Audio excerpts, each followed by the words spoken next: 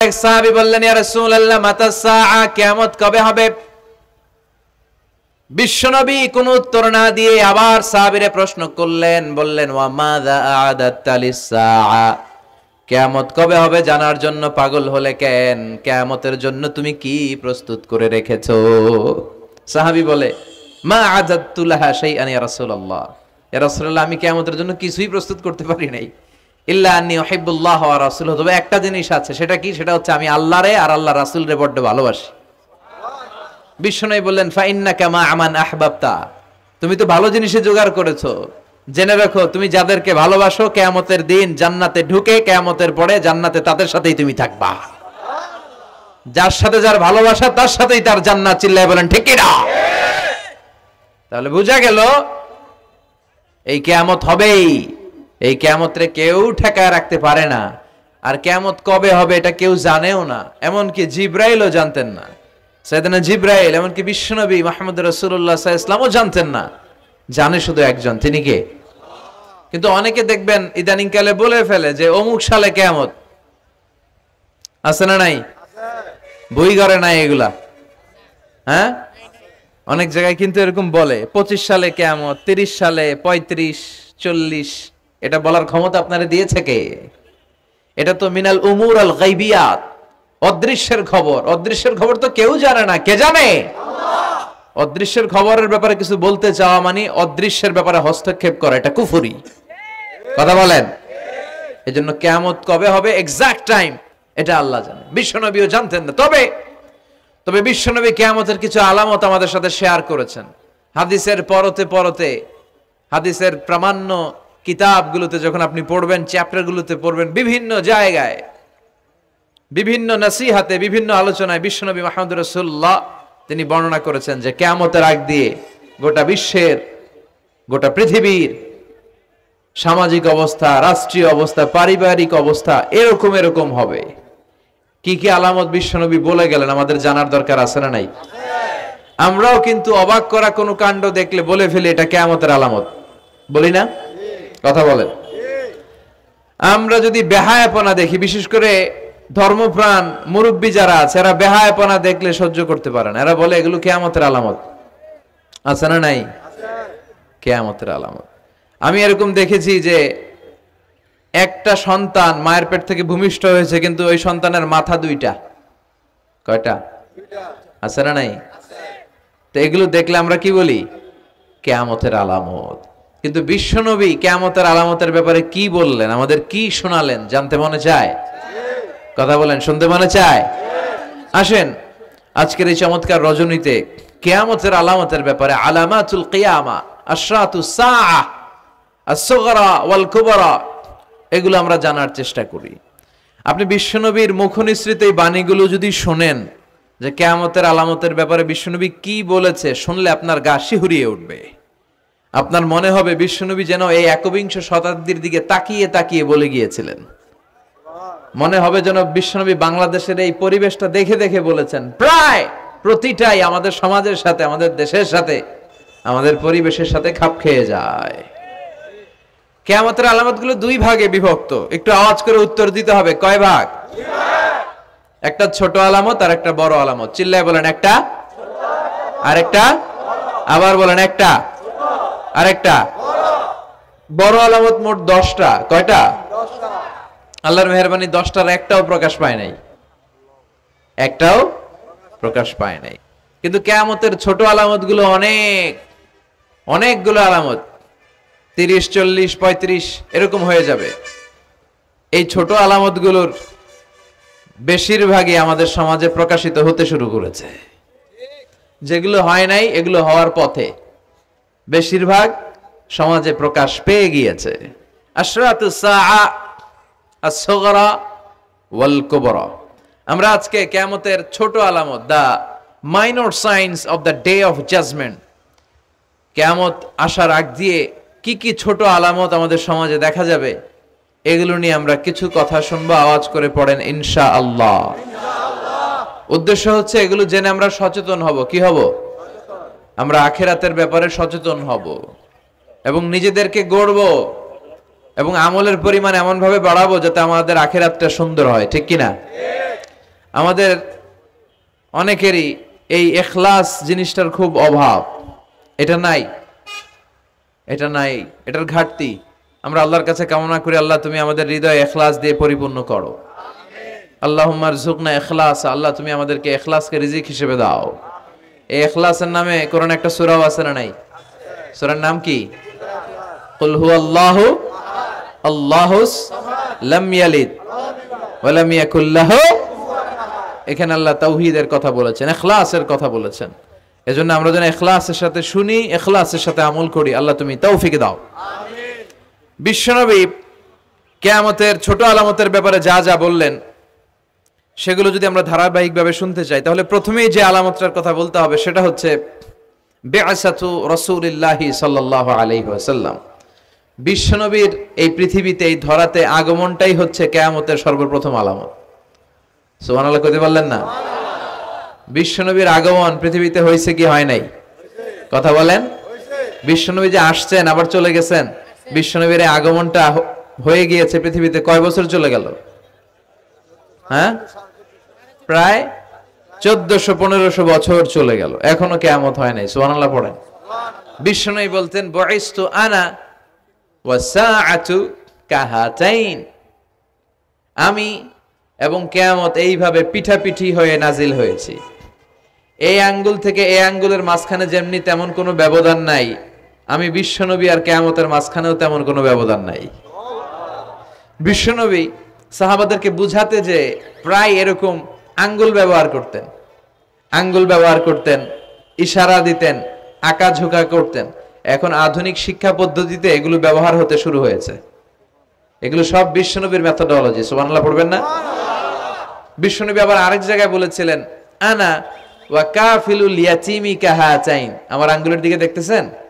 হ্যাঁ, আনা ওয়া কাফিলুল ইয়াতীমি কাহাতাইন, আমি আর ইয়াতীমের রক্ষণাবেক্ষণকারী জান্নাতে এরকম কাছাকাছি থাকবো। এই দুই আঙ্গুল যেমনি কাছাকাছি, আমি আর ইয়াতীমের রক্ষণাবেক্ষণকারী এরকম জান্নাতে থাকবো কাছাকাছি। আমরা এখন রক্ষণাবেক্ষণ করব কি? ইয়াতীমের সম্পদ লুণ্ঠনের ক্ষেত্রে আমরা 1 নাম্বার। চিল্লা এখন ঠিক কিনা? ইয়াতীমের মাথায় হাত বুলিয়ে দিলে আল্লাহ খুশি হয়ে যায়। ইয়াতীমদেরকে ভালোবাসলে আল্লাহ তারে ভালোবাসে। ইয়াতীমের জন্য দান সদকা করলে তার মর্যাদা বাড়ায় দেয় কে? আল্লাহ। আমাদের এলাকাগুলোতে ইয়াতীমখানা নাই? আমাদের সমাজে ইয়াতীম আছে না নাই? তার বাবা নাই, তার মা নাই, ইয়াতীম। আপনি তার ঘরে খাবার পৌঁছে দেন, আপনার আব্বার কবরটারে জান্নাতে টুকরা বানায় দিবে কে? ইয়াতীম মিসকিনদেরকে সহায়তা করবেন, দান সদকা ওইখানে করবেন। ওইদিকে টাকা না দিয়ে মাজারে যে টাকা দেয় এরকম লোক আছে না নাই? মাজারে টাকা দেওয়া যাবে অপ্রয়োজনে? মাজারে কেন টাকা দিবেন? ওখানে একজন লোক শুয়ে আছে, পড়ে আছে, উনার টাকা লাগবে? টাকা লাগবে আমগো জীবিত যারা আছে আমাদের। কথা কন। গরিব, দুস্থ, সুবিধা বঞ্চিত মানুষ যারা আছে তাদের টাকা লাগবে। এজন্য মাজারে যে মানত করা যাবে? মানত করতে হবে একজনের নামে, চিৎকার করে বলেন চিনি কে? অনেকে দেখবেন মাজারে যে মোমবাতি দিয়ে আসে, আগরবাতি দিয়ে আসে, হ্যাঁ, কাপড় দিয়ে আসে, ছাগল দিয়ে আসে, মুরগি দিয়ে আসে, গরু দিয়ে আসে, আছে না নাই? আলহামদুলিল্লাহ নারায়ণগঞ্জে এগুলা নাই। হ্যাঁ হ্যাঁ আছে। আহা, আল্লাহ তুমি বুঝার তৌফিক দাও। দেখবেন মাজারে আবার মশারিও দিয়ে রাখে, আছে না নাই? যিনি শুয়ে আছে ওনার কি মশায় কামড়ায়? তো উনি যদি মশার কামড় থেকে নিজের বাঁচাইতে না পারে, উনি আমগরে বাঁচাবে কি? কথা বলেন। আবার দেখবেন অনেক ড্রাইভার অনেক মাজারের পাশ দিয়ে যখন যায় সে গাড়ি স্লো করে ফেলে। ড্রাইভারকে জিজ্ঞেস করেন যে তুমি স্লো করলা কেন? সে বলে এখানে বাবার মাজার, বাবা অনেক গরম, গাড়ি উল্টায় দিবার পারে। কি করতে পারে? আচ্ছা, গাড়ি উল্টালে কি হয়? দুর্ঘটনা হয়, মানুষ মারা যায়। যারা মানুষ মারে এরা কি বাবা নাকি ডাকাত? তো এ কেমন আল্লাহর ওলি, সে মানুষ মেরে ফেলে। আপনি একটু আকল খাটালে আপনি বুঝতে পারবেন যে এগুলোর সাথে ইসলামের কোনো সম্পর্ক নাই। ইসলাম শিখায় চাইতে হবে একজনের কাছে। ইদা সাআলতা ফাসআলিল্লাহ, ফরিয়াদ করবা তো কার কাছে করব? চাইতে হবে কার কাছে? ছেলে চান কে দিবে? মেয়ে চান কে দিবে? ছেলে মেয়ে দুইটা চান কে দিবে? ব্যবসায় সফল হতে চান কে দিবে? জান্নাতি হতে চান কে দিবে? আল্লাহ ছাড়া কেউ কিছু দিতে পারে? বিশ্বনবী মুহাম্মদ রাসূলুল্লাহ সাল্লাল্লাহু আলাইহি সাল্লাম কি আমাদের কিছু দিতে পারে না? এজন্য উনার কবরে যেও চাওয়া যায় না, উনারে সালাম দেওয়া যায়। ওখানে যে বিশ্বনবীকে সালাতু সালাম পাঠানো যায়, কিন্তু বিশ্বনবীরে বলা যায় না ইয়া রাসূলুল্লাহ আমার একটা মেয়ে দেন, আমার একটা ছেলে দেন, ইয়া রাসূলুল্লাহ আমার নির্বাচনে পাশ করাইয়া দেন। এখন নির্বাচন আসছে নতুন না, প্রায় দেখি অ্যানাউন্সমেন্ট চলতেছে কাউন্সিলর নির্বাচন। তো বিশ্বনবীর কবরের সামনে দাঁড়িয়েও চাওয়া যায় না।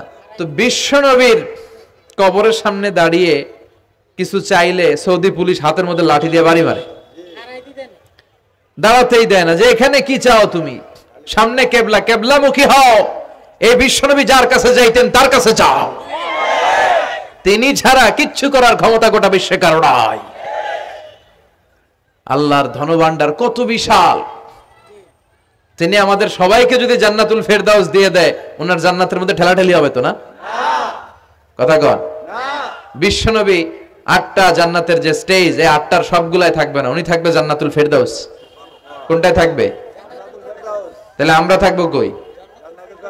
ইনশাআল্লাহ করবেন না? নবী থাকবে একটাই, আমরা আরেকটাই। এটা সম্ভব? অন্য কোন জান্নাত দিয়ে আমাদের বুঝ দেওয়া যাবে? আমরা আল্লাহর কাছে বলবো, আল্লাহ আমগো নবী যেদিকে, আমরা থাকবো বিশ্বনবী থাকবে জান্নাতুল ফেরদাউস, আমরাও থাকবো ফেরদাউস। ইনশাআল্লাহ পড়েন। এত বিশাল জান্নাত, কোন ধাক্কা ধাক্কি নাই। জান্নাতের এক একটা দরজা ছিলেন তো না? বিশ্বনবী যখন জান্নাতের দরজার বর্ণনা দিচ্ছেন, বিশ্বনবী বলছেন ইন্নাল মিসরাআইন মিন মাসারি'আল জান্নাহ মা বাইনা মাক্কা ওয়া হাজার। ও সাহাবারা, জান্নাতের দরজাগুলো কত বড় শোনো শোনো। বিশ্বনবী বললেন সৌদি আরবের মক্কা শহর থেকে বাহরাইনের হাজার শহর যত লম্বা, জান্নাতের এক একটা দরজা তত লম্বা। তার মানে এক এক ধাক্কায় কয়েকশো কোটি লোক জান্নাতে ঢুকে যাবে। তো ওই জান্নাতে আমরা সবাই যদি ফেরদাউসে থাকি, আল্লাহর কোনো ঘাটতি আছে? ওই আল্লাহরে থইয়া মাজারে যায়, ওই আল্লাহরে না ডেকে বাবারে ডাকে, ওই আল্লাহর কাছে না যে মাজারে যে লাল সালু দিয়ে আসে। দেখবেন যে লোকটা মাজারে মশারি দেয়, ওর বাবের ডেঙ্গু রোগ, ওর মারে মশাই কামড়ায়, ওর বাবারে মশাই কামড়ায়। বাপ মার কাছে চায় না। বাপ মা যে কত বড় পীর সাহেব, গোটা বিশ্বের পীর সাহেবরা যদি একটা দোয়া করে আর বাবা মা যদি আরেক পাশে দোয়া করে, বাবা মার দোয়া আগে আগে কবুল হয়ে যাবে। এজন্য চাইতে হবে একজনের কাছে, তিনি কে? বিশ্বনবী যখন বুঝাতেন, মাঝে মাঝে হাতের ইশারায় বুঝাতেন। সুবহানাল্লাহ পড়েন। বিশ্বনবী যখন বুঝাতেন, মাঝে মাঝে প্রশ্ন করে বুঝাতেন, মাঝে মাঝে প্রশ্ন করে বুঝাতেন। He use to throw question to the audience. শ্রোতাদেরকে প্রশ্ন ছুড়ে দিতেন। প্রশ্ন ছুড়ে দিলে কি লাভ জানেন? শ্রোতারা ভাবতে শুরু করে উত্তরটা কি, কি এই প্রশ্নের উত্তর। যখন উত্তরটা করতে পারে না, তখন বিশ্বনবী উত্তর বলে দিতেন। যখন উত্তর করতে যে ঠেকে যায় একটা ঠেকা ঠেকা ভাব, তখন যখন উত্তরটা জানা হয়, ওই উত্তর আর ভোলা হয় না। কথা বলেন। বিশ্বনবী সাহাবাদেরকে প্রশ্ন করলেন, ইন্না মিনাশ শাজারাতি শাজারাতুন লা ইয়াসখুতু ওয়ারাকুহা। ও সাহাবারা, গাছের মধ্যে, বৃক্ষলতার মধ্যে এমন একটা বৃক্ষ আছে, এমন একটা গাছ আছে, যেই গাছের কোনো পাতা ঝরে না। মাসালুহা কামাসালুল মুমিন। ওই গাছের দৃষ্টান্ত মুমিনের দৃষ্টান্তের মতো। বলো তো, হাদ্দিসুনি মা হিয়া, দেখি তোমরা পারো কিনা ওই গাছটা কি? কেউ পারে না। কেউ বলে ওই গাছ, কেউ বলে মরুভূমির ওই ক্যাকটাস গাছ, কেউ বলে ওই গুলমলতা, কেউ বলে ওইটা, কেউ বলতে পারে না। বিষ্ণু বললেন কারোটা হয়নি। ইন্নাহা নাখলা, এটা হলো খেজুর গাছ।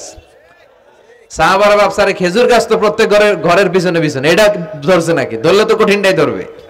এজন্য সাহাবাদের প্রত্যেক বাড়ির পাশে খেজুর গাছ। ওইদিকে মন যায় না, মন গেছে দূরে, দেখি তো কোন গাছ, খুঁজে পায় না। সুবহানাল্লাহ পড়েন। এই যে বিশ্বনবীর শিখানোর পদ্ধতি, education system, how to teach the children, আপনি ছাত্রদেরকে কিভাবে পড়াবেন, এটা বিশ্বনবী হাতে কলমে আমাদেরকে শিখিয়ে গিয়েছে। ওই মজলিসে আব্দুল্লাহ ইবনে উমর রাদিয়াল্লাহু আনহু আর ওনার বাবা ওমরে ফারুক দুইজনই উপস্থিত ছিলেন। বাড়িতে যাওয়ার পরে ছোট্ট আব্দুল্লাহ ইবনে উমর সাইয়েদনা ওমরে ফারুককে বলেন, আব্বা, বিশ্বনবী যে আজকে প্রশ্নটা করছিল, আমি কিন্তু উত্তর জানতাম। সুবহানাল্লাহ কইবেন না? ওমরে ফারুক বললেন, বলো কি, তুমি জানতা যেটা খেজুর গাছ? আব্দুল্লাহ ইবনে উমর বলে, না আমি আবি, হ্যাঁ আমি জানতাম। তো বললা না কেন? তুমি যদি আজকে উত্তর দিতে পারতা, তাহলে আরবরা লাল কপালের উট পেলে অনেক খুশি হয়ে যায়। তিনি বললেন, লাল চাঁদওয়ালা উট পেলে মানুষ যেরকম খুশি হয়, আজকে তো আমি অত খুশি হইতাম, বিশ্বনবীর সামনে আমার বুকটা এত বড় হয়ে যেত যে আমার ছেলে উত্তর করতে পেরেছে। আব্দুল্লাহ ইবনে ওমর বললেন, আপনি আমার আব্বা, আশেপাশে চাচারা কেউ পারে না, আমি কেমনে কই? সুবহানাল্লাহ কইবেন না? দেখেন বিশ্বনবীর শিখানোর কত চমৎকার পদ্ধতি। তো সে পদ্ধতির অংশ হিসেবে বিশ্বনবী এরকম আঙ্গুল দিয়ে ইঙ্গিত করতেন আর বলতেন, আনা ওয়া কাফিলুল ইয়াতীমি কাহাতাইন, আমি এবং ইয়াতীমের যত্ন যারা করে তারা জান্নাতে একসাথে এইভাবে থাকবো। আবার কিয়ামতের বর্ণনা দিতে যে বিশ্বনবী বললেন, আনা ওয়া সাআতু কাহাতাইন, আমি আর কিয়ামত এরকম পিঠাপিঠি, আমার আর এই দুইটা আঙ্গুলের মাঝখানে যেমনি তেমন ব্যবধান নাই, আমি আর কিয়ামতের মাঝখানেও তেমন ব্যবধান নাই। চিল্লায় পড়েন আল্লাহু আকবার।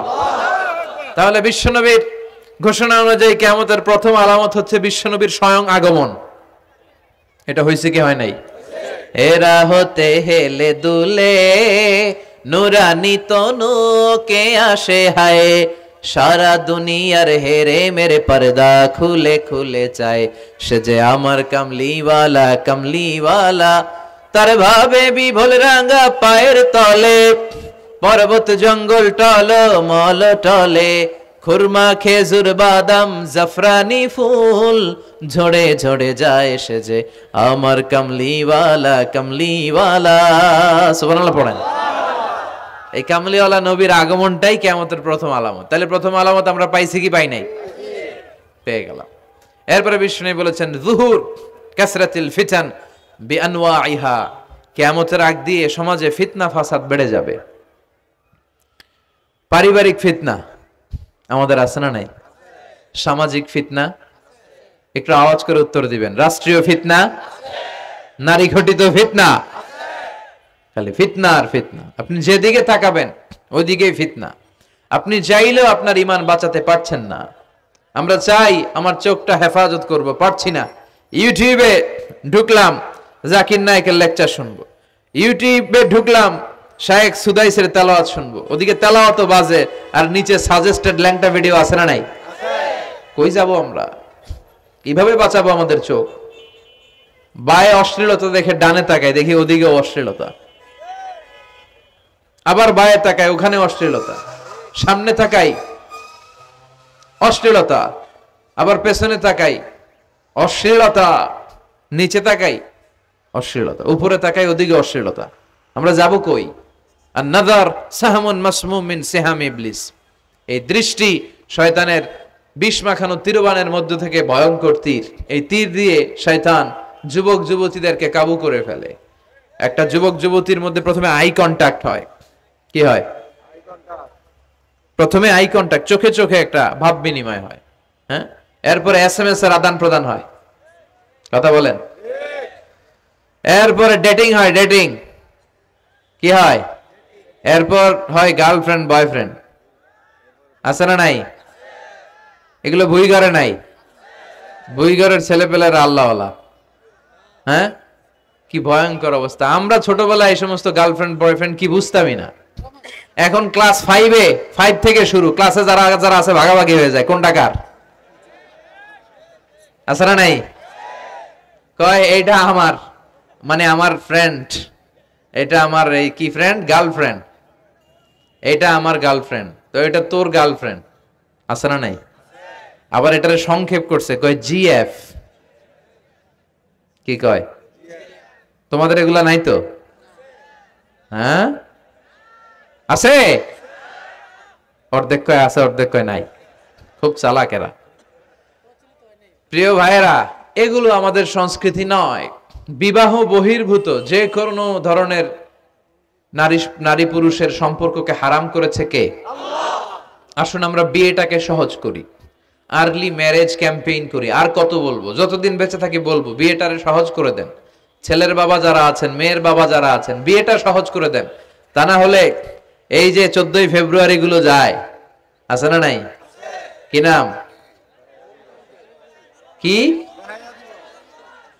বিশ্ব বেহায়া। আহা, এগুলো আগে ছিল না। এগুলো সব কিয়ামতের আলামত। চিল্লায় এখন ঠিক কিনা?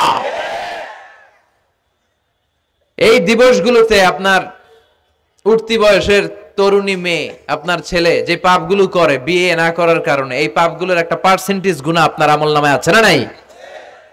এজন্য খবরদার, বাবা মা যারা আছেন ছেলে মেয়েদেরকে সময় মতো বিয়ে করিয়ে দেন। আমাদের দেশে বিয়ে অনেক সময় অনেক দেরি হয়ে যায়, বিশেষ করে ছেলেদের দেরি হয়ে যায়। বলে তুই নিজের পায়ে দাঁড়া। তো এতদিন ও কার পায়ে দাঁড়াইছে? ও তো নিজের পায়ে দাঁড়িয়েছে, একটু সহযোগিতা করেন না আপনি, বিয়েটা সহজ করে দেন। বিয়ের চেয়ে ভালো কাজ পৃথিবীতে নাই। হ্যাঁ, ইয়াং পোলাপানরা অনেক খুশি হয়ে গেছে। হ্যাঁ, বিয়ে করবে তোমরা। বিয়ে বহির্ভূত জিএফ বিএফ এর দরকার আমাদের নাই। চিল্লায় বলেন ঠিক কিনা? এগুলোর বিরুদ্ধে আমাদের জিহাদ। ইসলামের ইমেজকে, আমাদের মোরালিটি, আমাদের এথিক্যাল স্ট্যান্ডিং পয়েন্ট যেখানেই নষ্ট হবে, ওগুলোর বিরুদ্ধে আমাদেরকে সোচ্চার হতে হবে। এই নৈতিকতার অবক্ষয় হতে হতে এমন পর্যায়ে ঠেকেছে বাংলাদেশটা এখন জাহান্নামের টুকরা হয়ে গিয়েছে। এখন মেডিকেলের ডাস্টবিনে ছোট্ট ছোট্ট নবজাতক বাচ্চার লাশ পাওয়া যায়। এগুলো সব 14ই ফেব্রুয়ারি পালনের ফসল। এগুলোর সাথে মুসলমানদের কোনো সম্পর্ক থাকতে পারে না। এগুলো ইসলামের সাথে কোনো সম্পর্ক নাই। এগুলো হচ্ছে পাশ্চাত্য থেকে আমদানি করা, পার্শ্ববর্তী দেশ ভারত থেকে আমদানি করা। আমাদেরকে যে ইসলামের সুশীতল বাণী বিশ্বনবী শিখিয়েছেন, আমাদের জানিয়েছেন, দ্যাটস এনাফ ফর আস, এটাই আমাদের জন্য যথেষ্ট। এজন্য এই যুগটা হচ্ছে, বিশ্বনবী বললেন, ফিতনার যুগ। আখিরি জামানায় জ্বলন্ত আগুনের কয়লা নিয়ে হাতে রাখাটা সহজ হয়ে যাবে, কিন্তু ঈমান নিয়ে টিকে থাকা কঠিন হয়ে যাবে। আপনি চাইলেও ভালো থাকতে পারবেন না, আপনি হকের কথা চাইলেও বলতে পারবেন না। ঝুঁকি আছে না নাই? গুম আছে না নাই? ক্রস ফায়ার আছে না নাই? কে কোন দিক দিয়ে গুম টেরি পাওয়া যাবে না। কিন্তু এই হকের রাস্তা আমরা ছাড়বো না। বিশ্বনবী বললেন, ফিতনা বেড়ে যাবে। আপনি হক হালাল মেনটেন করতে চান কিন্তু পারবেন না। আপনি ঘুষ খাবেন না, কি হবে? টেবিলের নিচ দিয়া ঘুষ, উপর দিয়া ঘুষ, সব জায়গায় ঘুষ। আপনার পাশে যে চাকরি করে সে খায় ঘুষ, ও খায় ঘুষ, নিচের কর্মচারী খায় ঘুষ, উপরের বসও খায় ঘুষ। কথা বলেন, আপনি চাইলেও পারছেন না। এজন্য বিশ্বনবী সবসময় দোয়া করতেন, আল্লাহ ফিতনা থেকে আমাদেরকে বাঁচাও। বিশ্বনবী পড়তেন, আল্লাহুম্মা ইন্না নাউযু বিকা মিনাল ফিতান মা যাহারা মিনহা মা বাচান। হে আল্লাহ, প্রকাশ্য অপ্রকাশ্য সব ফিতনা থেকে তুমি আমাদেরকে বাঁচাও। চিল্লায় পড়েন আমিন।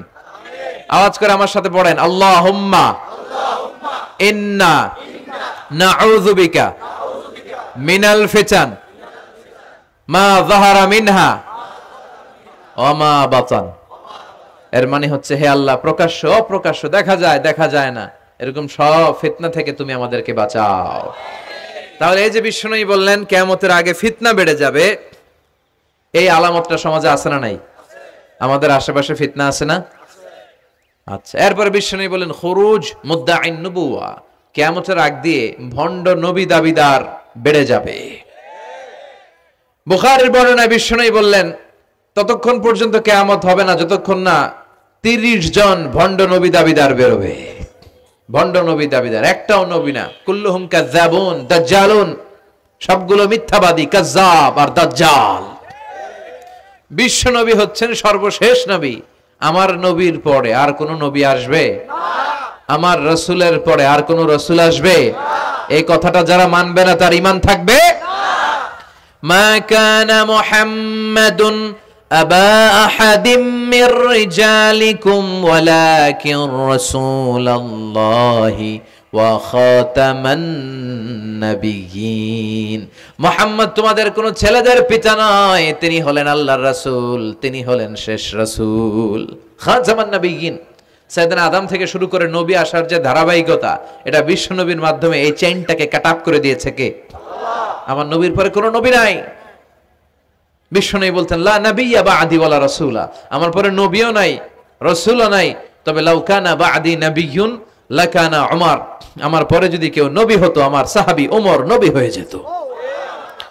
প্রভু তুমি বলেছো রাসূল দেবে না, বলনি দেবে না ওমর, বলনি দেবে না হামজা তারিক, খালিদ বিজয়ী সমর। প্রভু তুমি বলেছো রাসূল দেবে না, বলনি দেবে না ওমর, বলনি দেবে না হামজা তারিক, খালিদ বিজয়ী সমর। প্রভু তুমি বলেছ রাসূল দেবে না, সুবহানাল্লাহ পড়েন। ওমরে ফারুক নবী হয়ে যেত, এমন কোয়ালিটি ছিল। আসাদুহুম ফি আমরিল্লাহি উমর, আল্লাহর আইন বাস্তবায়নের ক্ষেত্রে গোটা বিশ্বের মধ্যে সবচেয়ে শক্ত ছিলেন সাইয়েদনা ওমর। আর এই উম্মতের মধ্যে সবচেয়ে নরম দিলের ছিলেন সাইয়েদনা আবু বকর। আরহামু উম্মতি বি উম্মতি আবু বকর। তিনি যখন নামাজে দাঁড়াতেন, সালাতে দাঁড়াতেন, উনি যখন তেলাওয়াত শুরু করতেন, ওনার কান্নার আওয়াজে তেলাওয়াতের আওয়াজ বোঝা যেত না। আর আমাদের নামাজে কান্না আসে? হ্যাঁ, নামাজে দাঁড়াইলেই সারাদিন যেটা মনে পড়ে না, ওটা নামাজে দাঁড়াইলেই মনে পড়ে। আছে না নাই? নামাজেও দাঁড়ায়, আবার বিপিএল এ কি হইলো ওই টেনশন আছে না নাই? নামাজও পড়ে, আবার মাশরাফি কি আউট, এখন তো আবার উনি কি এমপি না, মাননীয় এমপি মাশরাফি। এমপি বললে কেমন জানে লাগে, শুধু মাশরাফি বলতে ভালো লাগে, কথা কন। তো উনি কি আউট নাকি ছক্কা, এই টেনশন গুলো আছে না নাই? এই তো আমাদের নামাজ। এই নামাজগুলো মিজানের পাল্লায় উঠালে কোনো ওজন হবে? কথা বলেন। বিশ্বনবী যখন সালাত পড়তেন, বিশ্বনবীর পা গুলো ফুলে, হাত্তা তাতাওয়াররামু খাদামা, টিউমার যেমনি ফুলে থাকে, বিশ্বনবীর পা গুলো ফুলে যেত। তাহাজ্জুদ পড়তে পড়তে দাঁড়িয়ে থাকতে থাকতে হাত দুইটা প্যারালাইজড হয়ে যেত, আর নাড়াতে পারে না। এরপরে তিনি হাত ছেড়ে দিতেন প্রশান্তির জন্য, এরপরে হাত ছেড়ে দিয়ে কেরাত পড়তেন, আবার যখন ভাল লাগতো আবার ধরতেন। সুবহানাল্লাহ পড়ে। আলী কারামাল্লাহু ওয়াজহার পায়ের ভেতরে এক যুদ্ধে তীর ঢুকে গেল। এই তীর টেনে বের করা যায় না, তীর টান দিলেই উনি চিৎকার মারে, জখম হয়েছে অনেক ভিতরে। বিশ্বনবী বললেন, আরিহনা বিসসালা ইয়া বিলাল, আকিমিস সালা, বেলাল আজান দাও, নামাজ শুরু করি। নামাজ শুরুর আগে আরেক সাহাবীরে বললেন, আলী যখন জামাতের কাতারে দাঁড়াবে, তুমি নামাজে না দাঁড়িয়ে আলীর পায়ের সামনে যে ওই পায়ের তীরটা টান দিয়ে বের করবা। সুবহানাল্লাহ পড়েন। একামত হলো, বিশ্বনবী সালাত শুরু করলেন। বিশ্বনবীর কথা অনুযায়ী ওই সাহাবী যে আলী কারামাল্লাহু ওয়াজহার পা থেকে টান দিয়ে তীরটা বের করে নিয়ে আসলেন, ফিনকি দিয়ে রক্ত বেরোলো, জায়গাটা রক্তে সয়লাভ, কিন্তু সাইয়েদনা আলী কারামাল্লাহু ওয়াজহা টেরই পায় নাই। সালাত শেষ, উনি দেখেন পায়ের মধ্যে তীর নাই, রক্তের সয়লাভ, যেখানে দাঁড়ালেন ওখানে খালি রক্ত। বিশ্বনবীরে বললেন, ও নবী আমার পায়ের তীর কই? বিশ্বনবী বললেন, আলী রে, আমি জানি তুমি যখন যায় নামাজে নামাজের জন্য দাঁড়িয়ে যাও, দিন দুনিয়ার হুঁশ তোমার থাকে না, তোমার হৃদয়টা এখানে থাকে না, দেহটা এখানে থাকে, হৃদয়টা চলে যায় আল্লাহর আরশের উপরে। উনাদেরও নামাজ, আমাদেরও। সাহাবারা যখন মরুভূমিতে নামাজ পড়তেন, মরুভূমির পাখিগুলো এসে সাহাবাদের মাথার উপরে বসে যেত। পাখিগুলো মনে করতো এগুলো মরুভূমির খেজুর গাছটা হবে। কি হবে? কারণ নড়ে চড়ে না তো, আমাদের মতো তো এরকম দাড়ি চুলকা না, এরকম জামা ঠিক করে না, দাঁড়াইছে তো দাঁড়াইছেই। সুবহানাল্লাহ পড়েন। তো ইবাদতে এরকম আন্তরিকতা, একাগ্রতার দরকার আছে না নাই? বিশ্বনবীর পরে কোন নবী হবে না, কিন্তু বিশ্বনবী বললেন কিয়ামতের আগে এরকম অনেক ভণ্ড নবী দাবিদার বের হবে। বিশ্বনবীর সময়কালেই এক ভণ্ড নবী দাবিদার বের হয়েছিল, ওর নাম হচ্ছে মুসাইলামাতুল কাযযাব। এসে বলে, মুহাম্মদ আন-নবুওয়া নিসফুন লাকা ওয়া নিসফুন লি, তুমি একা নবী নও, নবুয়ত অর্ধেক তোমার অর্ধেক আমার, আমারটা আমারে বুঝায় দাও। বিষ্ণু বললেন, তোরে বুঝায় দেব? আনতা লাস্তা মুসাইলামা ফাকাত, আনতা মুসাইলামাতুল কাযযাব, আজ থেকে তুই শুধু মুসাইলামা না, তুই ভণ্ড মুসাইলামা, তুই মিথ্যাবাদী মুসাইলামা। বিশ্বনবীর পরে এরকম আলজেরিয়াতে অনেক ভণ্ড নবী দাবিদার বের হয়েছে। এই যে ভারতবর্ষের ইন্ডিয়া পাকিস্তান, এখানে পাঞ্জাব একটা এলাকা আছে, নাম শুনছেন? গোলাম মির্জা গোলাম আহমদ কাদিয়ানি, এই বেয়াদবটাও নবুয়ত দাবি করেছে। নাউজুবিল্লাহ পড়তে পারলেন না? সে প্রথমে দাবি করছে আমি শেষ নবী, এরপরে সে দাবি করছে আমি ইমাম মাহাদি, এরপর সে দাবি করছে আমি ঈসা আল মাসিহ। এই ভণ্ডটার অনুসারী বাংলার জমিনে আছে না নাই? এদেরকে রাষ্ট্রীয়ভাবে কাফের হিসেবে আখ্যা দেওয়ার দরকার আছে না নাই? এত আন্দোলন হয়, এত কথা হয়, কিন্তু সরকারের টনক নড়ে না। এদেরকে রাষ্ট্রীয়ভাবে কাফের হিসেবে ঘোষণা দিতে হবে, সার্কুলার জারি করে চিল্লায় বলেন ঠিক কিনা? এরা মুসলমান নয়। কারণ আপনি শুধু লা ইলাহা মানলেই মুসলমান হতে পারবেন না, মুমিন হতে পারবেন না। বিশ্বনবীর উপর সাক্ষী দেওয়ার দরকার আছে না নাই? বিশ্বনবী শেষ নবী, ওনার পরে কোনো নবীও আসবে না, কোনো রাসূলও আসবে না। চিল্লায় বলেন ঠিক কিনা? এই বেয়াদবটা পায়খানা করতে যায় টাঙ্কি ভাঙ্গা গুয়ের টাঙ্কিতে পয়রা মরছে। শত শত বছরের ময়লা পায়খানাটার মধ্যে জমা। গু খাইতে খাইতে পেটটা হয়েছে এত বড়, আর পারে না। আল্লাহকে খা, জনমের খাওয়া। নবীরা যেখানে মারা যায়, নবীরা নিজে পবিত্র, যেখানে মরে ওই জায়গাটাও। কিন্তু বেয়াদবটা কই মরছে? হ্যাঁ, বাথরুমের টাঙ্কির ভিতরে। তো মেথর নিয়ে আসা হয়েছে, মেথর ভাইরা এসে রশি দিয়ে ওটারে উঠায়। কিছু দূর ওঠার পরে এত ওজন, রশি টসি ভাঙ্গা আবার ধবাস করে পড়ে, আবার উঠায়, আবার পরে আল্লাহকে জনমের মতো ঘু খাইয়া নে। বিষ্ণুর সাথে বেয়াদবি করেছিস, তোর ইজ্জতের 12টা আমি বাজায় দিলাম। চিল্লা এখন ঠিক কিনা? যারাই বিষ্ণুবীর সম্মান নিয়ে ঝিনিমিনি খেলেছে, তাদের রেহাই দুনিয়াতেও নাই, আখেরাতেও নাই। এই মুসাইলামা দুনিয়াতেই অপমানিত হয়েছিল। সে বিশ্বনবীকে নকল করত, কপি করত, বেয়াদবি করত, স্পর্ধা দেখাতো। বিশ্বনবী কোন গাছের মধ্যে হাত লাগালে ওই গাছের ফলন বেড়ে যেত। সে বলতো আমি নবী। তার এলাকার লোকেরা বলে তাহলে বিশ্বনবী মুহাম্মদের মতো তুমি আমাদের এলাকার গাছে হাত লাগাও। সে কোনো গাছে হাত লাগাইলে ওই গাছের সব ফল মরে যেত। বিশ্বনবী কোন লোনা পানির কুয়ার ভেতরে অজু করে কুলির পানি ফেললে ওই লোনা পানির কুয়া মিঠা পানির কুয়াতে পরিণত হতো। আর এই বদমাসটা যদি মিঠা পানির কোন কুয়ার মধ্যে কুলি ফেলাইতো, ওইটা লোনা পানির কুয়া হয়ে যেত। বিশ্বনবী মদিনাতে আসার পরে মদিনার নিউ বর্ন বেবিদেরকে বিশ্বনবীর কাছে নিয়ে আসা হতো। বিশ্বনবী তাদেরকে তাহনিক করাতেন। তাহনিক মানে খেজুর হালকা একটু খেয়ে বিশ্বনবী লালা লাগিয়ে বিশ্বনবী লালা মোবারকটাই বাচ্চার ঠোঁটের মধ্যে বিশ্বনবী লাগিয়ে দিতেন। এখন বিশ্বনবী নাই, আলেমদের কাছে যাবেন, খতিব এলাকার বড় খতিব হুজুরের কাছে যাবেন, হাফেজ সাহেব হুজুরের কাছে যাবেন। হুজুর মধু খেয়ে বাচ্চার মুখে লাগাই দিবে। উনি যে সবসময় কোরআন পড়েন, ওনার সিনাতে যে কোরআন, ওইটার বরকত আছে না নাই? বিশ্বনবী তাহনিক করতেন, খেজুর খেয়ে ওই লালা মিশ্রিত খেজুর বাচ্চার মুখে লাগিয়ে দিতেন, আর বাচ্চার মাথায় হাত বুলিয়ে দিতেন। বিশ্বনবীর হাত মদিনার যে সমস্ত নবজাতক বাচ্চাদের মাথায় লেগেছে, বাচ্চাদের মাথার চুল বড় করে দিয়েছে কে? সেও বিশ্বনবীর মতো অ্যাক্টিং করত। তার কাছে নবজাতক বাচ্চা নিলে সেও তাহনিক করত। তাহনিক করার সাথে সাথে বাচ্চা বমি শুরু করে দিত। আর মাথায় হাত লাগায় দিলে মাথার চুল বাড়াতো, বড় কথা, আজীবনে বাচ্চাগুলো টাক মাথা থাকতো। কি করতো? টাক মাথা। তার মানে বেয়াদবির পরিণাম, অপমান দুনিয়া থেকেই শুরু হয়ে যায়। তো বিশ্বনবী বললেন এই ভণ্ডদের আবির্ভাব শুরু হবে। আমাদের এই সমাজে ভণ্ড আছে না নাই? দুদেল বান্দা কালমা চোর, না পায় শ্মশান না পায় ঘোর, দিন থাকিতে আয়রে পথে ছাইড়া দে ভণ্ডামি, ভণ্ডামি ভণ্ডামি ভণ্ডামি, ছাইড়া দে ভণ্ডামি। নামাজ কালাম পড়ে না, ইবলিস শয়তানের নানা। আছে না এরকম? ইসলামের লেবাস লাগায়, দাড়ি রাখে, চুল বড় রাখে, জট পাকায় রাখে, রোজা নাই, নামাজ নাই, পরিচ্ছন্নতা নাই, আতর নাই, গোসল নাই। আছে না নাই? এরকম ভণ্ড পীর আছে না নাই? হক্কানি পীর যারা, তাদের বিরুদ্ধে আমার কোনো কথা নাই। কারণ এদেশে অনেক লক্ষ লক্ষ হিন্দুরা এই হাক্কানি পীরদের হাতে হাত রেখে কালিমা পড়ে মুসলমান হয়েছে। তাদেরকে আমরা সাপোর্ট করি। আমাদের বিরুদ্ধাচারণার হুঙ্কার হচ্ছে ভণ্ডদের বিরুদ্ধে। এই দেশে এত ভণ্ড পীর, এই দেশে যত ভণ্ড পীর আছে অনেক দেশের জনসংখ্যাও এত নাই। কথা বলেন? অনেক ভণ্ড পীর আছে সারা বছর নাকি গোসল করে না, বছরে করে একবার, ওই গোসলের পানি মুরিদরা খাইয়া সব সাবার। আছে না নাই? এগুলোর সাথে আমাদের কোনো সম্পর্ক। বিশ্বনবী বললেন এরকম ভণ্ডদের আবির্ভাব সমাজে হবে কিয়ামতের আগে। এই আলামতটা সমাজে আছে না নাই? দেখেন বিশ্বনবী যাই বললেন অক্ষরে অক্ষরে মিলে যায়।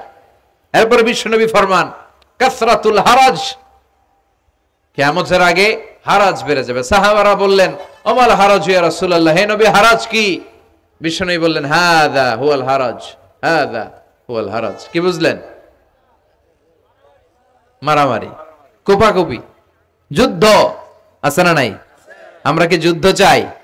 যুদ্ধ নয়, আরে যুদ্ধ নয়, নয় আর কোন তাজালা, সেই পৃথিবী আমাদের সকল মানুষের হোক নিরাপদ আবাস, সেই পৃথিবী আমাদের সকল মানুষের হোক নিরাপদ আবাস। We don't want to see anywhere in the whole world. We don't want to see anywhere in the whole world. ঠিক কি না?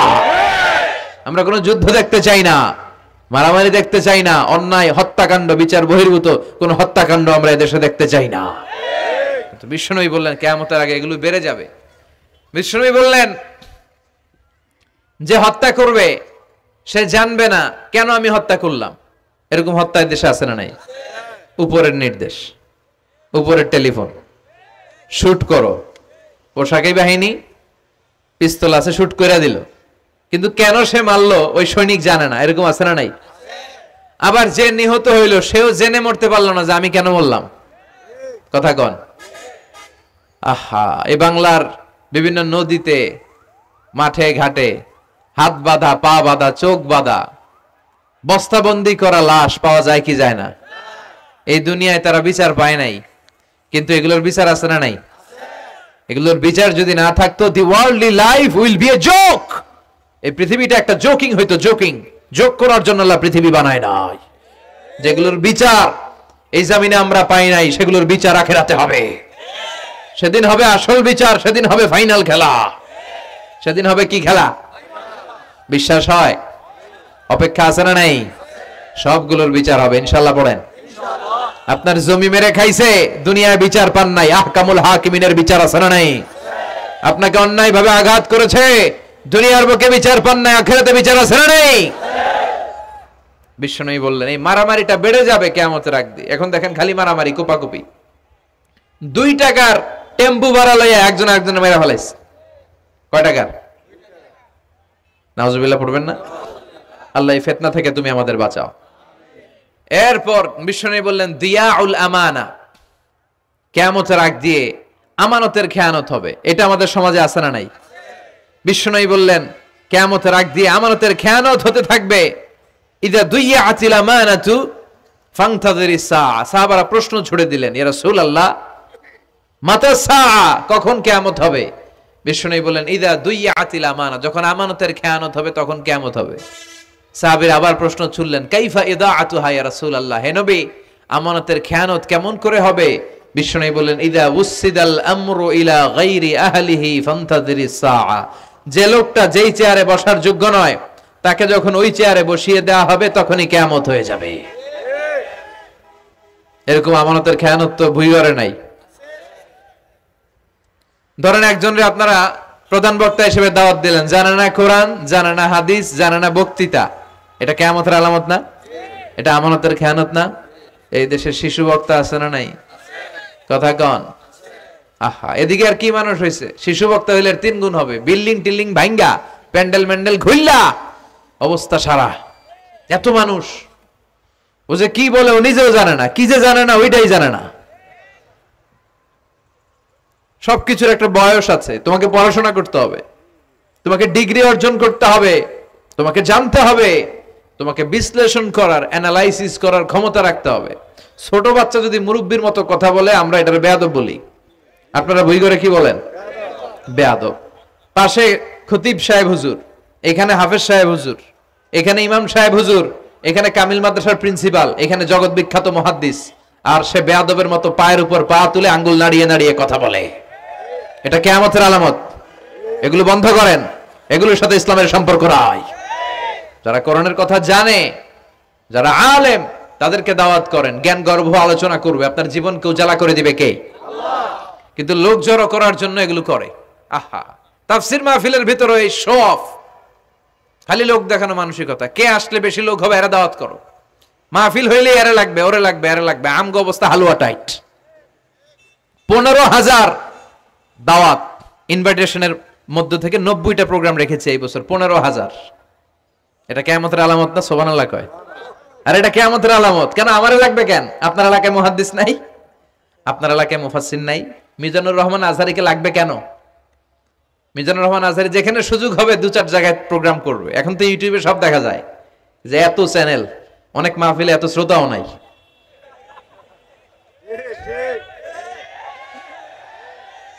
কথা কন। এখন কোথাও যেতে পারি না। আজকে এয়ারপোর্ট থেকে আসার পথে, এয়ারপোর্ট থেকে বের হইতে লাগতেছে আধা ঘন্টা। লোকজনের দাবি হচ্ছে হুজুর সেলফি তুলবো, সেলফি তুলবো, তাও বিভিন্ন অঙ্গভঙ্গি করে, এরকম মুখ বাঁকা করে, এরকম হাত বাঁকা করে। আমি বললাম কি স্টাইল? এটা গ্যাংনম স্টাইল। আছে না নাই? তো এগুলো লৌকিকতা যেন না হয়, এটা তো দিনের দাওয়াতের একটা সেক্টর, একটা প্ল্যাটফর্ম। এখানে ভুইগড়ের যিনি সবচেয়ে বড় খতিব সাহেব হুজুর, উনি আসলেই চলবে, বড় আলেম উনি আসলেই চলবে, পাবনা জেলার বড় আলেম পাবনায় কথা বলবে, আর অন্যান্য জেলার যদি সুযোগ হয়। কিন্তু এমন ভাবে এটারে আমরা একটা আক্রমণাত্মক জায়গায় নিয়েছি, একটা ডেটের জন্য মানুষ সিআইপি ভিআইপি দিয়ে ট্রাই করে, এটা ঠিক না। এই টেন্ডেন্সি থেকে আমরা যেন বেরিয়ে আসি। আমাদের দরকার এখলাস। কি দরকার? এখলাসের বড় অভাব।